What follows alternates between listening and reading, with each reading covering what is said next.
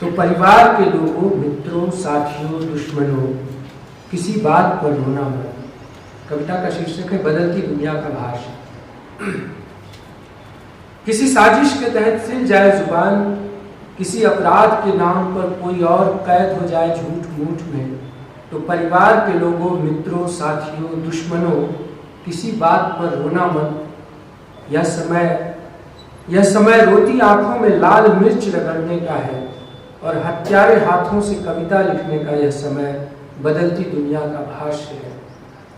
सूरज के गालों में फेशियल करने, ब्लीच करने चंद्रमा को पहुंच चुकी हैं क्रीम कंपनियां। कैद खाने की समूची रात अपने भीतर समेटे बैठी है जनता। दिन में, दोपहरी में, अपने घोंसले में, माचिस के डब्बे जैसे घर में। इधर योजना और नीति पर चल रही है बहस, असली इंडिया या असली मसाला। उधर मांग की लोच समझ नहीं पाई अपनी प्यारी आरबीआई। दूसरी जो कविता है ये एक शिबू लोहार के निधन पर मैंने लिखी थी। ये कोई पात्र, बहुत चर्चित पात्र नहीं है, लोहार के निधन पर लिखी गई कविता है। शीर्षक है लौह गीत। बीत चुकी लोहे की सदी जब अपनी ढलान पर बीतते साल दर साल में 96, 97, 98 बुढ़िया कमर हड्डियों की तरह कटाती थी और हमने शिबू द्वारा ट्रक स्प्रिंग से निकाले गए लोहे से बने देसी कट्टे से भुतहा गाछी के सन्नाटे की सांझ में जीवन की पहली गोली आकाश में चलाई थी। उस समय में जब मिसाइल मैन को पोखरण परीक्षण के बाद नहीं मिली होगी जितनी तसल्ली, हमने अट्टहास कर पहली गोली आकाश में चलाई। तुम्हारे बनाए कट्टे से शिबू, तुम्हारे पिस्तौलिया रंग को आंखों की डिंब पर नचाकर फिर जब तक गोलियां चलाई, तब से अब तक कलेजे को मजबूत करने के लिए, खून करने के लिए नहीं। आज अगर कलेजा लोहे सा हुआ है तो उसमें लोहा तुम्हारा है। अगर मेरी कविता में कोई लय, कोई राग है, उसमें तुम्हारे हथौड़े की टन है। मेरे पास आज भी कोई घर, कोई कमरा नहीं, जो है सब किराए का, पर उसमें जो कुछ है सब तुम्हारा है। उस महान गुरु का जिसके बारे में इतना ही कहूंगा कि अगर नहीं चलाई होती गोली तो कविता नहीं लिख सकता था। कल रात मैंने फिर सपने में कई गोलियां चलाई। उसके खाली छर्रे को समेटता रहा देर तलक कि सामने पाश खड़े हो गए। मुझसे कहा ये गोलियां मेरी है, मुझे वापस दे दो। ये गोलियां तुम्हें मैंने जेल जाने से पहले दी थी। मैं खाली छर्रे को मुंह से फूंकता रहा कि वो एक किताब देकर गायब हो गए, कहते कहते कि लो संभालो, ये वो लेनिन की किताब है जिसका आखिरी पन्ना मोड़ कर रखा था भगत सिंह ने फांसी पर जाने से पहले, और गायब हो गए पाश में चीखता रहा और सामने पड़ी है अब तुम्हारी लाश। मैं तुम्हारे पैरों पर सर रख कर रो रहा हूँ इस कस्बे के तिराहे पर जहां बर्फ की सिल्ली पर रखी है तुम्हारी लाश। तुम जा चुके हो शिबू, पर अंतिम बार भी मैं तुम्हें लोहे की दीवार को हथौड़े से तोड़ते देखना चाह रहा हूँ। सुनो शिबू, मुझे कुछ और हथियार चाहिए, और चाहिए गोलियां और औजार, पर अब तुमसे नहीं पाश से ले लूंगा कुछ गोलियां, कुछ बारूद, कुछ आग, पिस्तौल में, किताब में, सब कुछ शब्द में, ध्वनि में, टन टन टन, धाए धाए और कुछ धाए धाए। आखिरी जो कविता है वो पढ़ के, इसका शीर्षक है धरती माता भारत माता।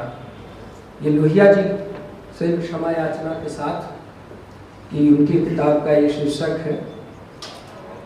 एक दूसरे को काट कर बढ़ने के बीच मरघट से लाए नरकंकालों के ढेर, लंबी लाइन अस्पताल में, बीमार बम घुटाऊ दिल्ली में, रेडियो, टीवी, अखबार की बिकी हुई खबरों के बीच गौरव गान के बीच कहीं धीमी रफ्तार में रेंगती गाड़ियां, कहीं तेज रफ्तार। इनर सर्किल की चकमक, आउटर सर्किल फुटपाथ पर सपरिवार रहते असंख्य बेघर लोग। किन्हीं को मालूम है इन बेघरों का नाम और अता पता, नागरिकता, तरह तरह की बातें, तरह तरह के संदेह। ये बांग्लादेशी हैं, नहीं बिहारी हैं, मुसलमान हैं, नहीं दलित हैं। ये भीख मांगते हैं, इनका बहुत बड़ा गैंग है। ये भीख के पैसे से खरीदते हैं ड्रग्स। और महिलाएं हमेशा अपनी गोद में सोए हुए शिशु को लेकर मांगती है भीख। और महिलाएं अपनी गोद में हमेशा सोए हुए शिशु को लेकर मांगती है भीख। बच्चा रोता नहीं कभी, जब भी रोता है लोग कहते हैं माँ नस में सुई चुभो देती है। कुछ उसी फुटपाथ से सटे ठेके पर दारू बोतल हटाते, बिखरे चखने पर झाड़ू लगाते, इसी फुटपाथ के टूटे नल पर स्नान करती महिलाओं के अधखुले अंग देखकर जागता है हमारे भीतर का ऋषि वात्स्यायन और कामाध्यात्म। तब जबकि मेरा देश आर्थिक विकास की नई ऊंचाइयां छू रहा है, तब जबकि मेरा देश संपूर्ण सांस्कृतिक राष्ट्र बनने की तैयारी में है, तब जबकि मेरा देश हर सच को झूठ और झूठ को सच बनाने में व्यस्त है, तब जबकि मेरा देश राजनेता को भी उम्मीद भरी निगाह से देखता है, तब जबकि मेरा देश सभ्यता की नई कथा कहेगा। देश के सभ्य नागरिकों चिपक जाओ टेलीविजन से कि समूचा दिन दफ्तर से काटकर सुकून की तलाश में आकर बदलते रहो चैनल और झूठ सच मिली खबरों के आधार पर बनाते रहो धारणा। उन्मादी हवा की चपेट में तुम भीड़ प्रायोजित हिंसा को सही गलत ठहराते, पर किसानों नौजवानों की आत्महत्या का मूल कारण तक नहीं जानते। मित्रों, सभासदों, मंत्रियों, बहुत अंतर है आरबीआई गवर्नर और अरुणाभ सौरभ के भारत में, क्योंकि बहुत अंतर है देश में और देश में। नागरिक सभ्यता की मांग है कि सिल दिए जाए बोलने वाले होठ, कि हर अनहोनी से पहले लड़कियों, मेरे देश की प्यारी लड़कियों, लोहे के मुखौटे से ढक लो अपना चेहरा, लोहे के हिजाब में समेट लो अपनी देह, कि किसी हमलावर के तेजाब से न झुलसे, कि दरिंदों के हाथ न नुचे तुम्हारे मांस का लोथड़ा।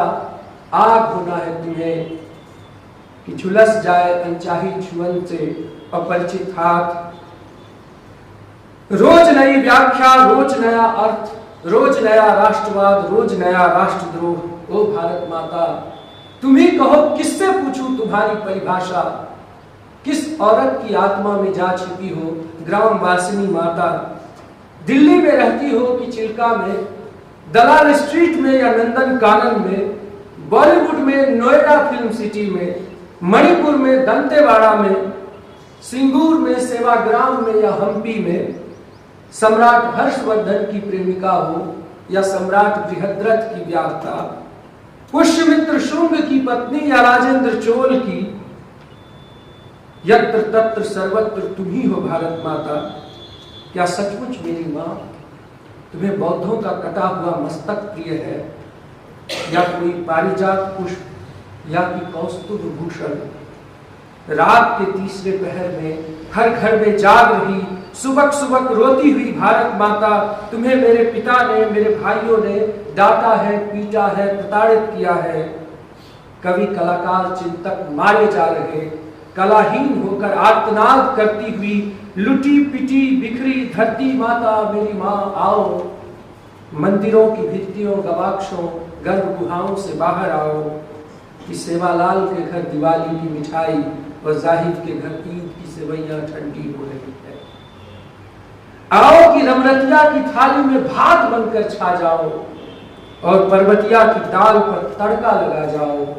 आ भी जाओ माता, कि हत्या और आत्महत्या से पहले बेरोजगारों के घर उम्मीदों के दिए जाएंगे।